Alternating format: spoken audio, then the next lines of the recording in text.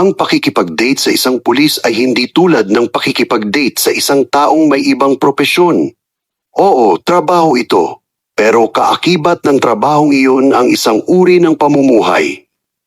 Mula sa magulong shifting, mahahabang oras ng duty, mga holiday na hindi magkasama, paggising o pagtulog na mag-isa, hanggang sa biglaang tawag sa kalagitnaan ng gabi. Madalas, hindi na kayo makagawa ng plano dahil hindi mo alam kung ano ang mangyayari habang naka-duty siya. Nariyan ang kaba, ang amba kapag matagal mo na siyang hindi naririnig. Hindi mo alam kung ayos lang ba siya o kung may masamang nangyari. Kadalasan, inuuna niya ang pangangailangan ng iba kaysa sayo dahil iyon ang sinumpaan niyang tungkulin. At kahit off-duty na siya, sa totoo lang, hindi talaga siya ganap na off-duty.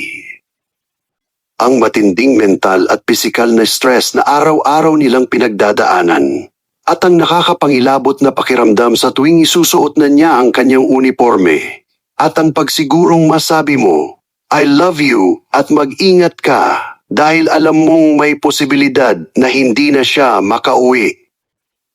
Natututo kang yakapin siya ng mas mahigpit dahil alam mong maaaring iyon na ang huling pagkakataon na maramdaman mo ang kanyang mga bisig sa pagyakap mo.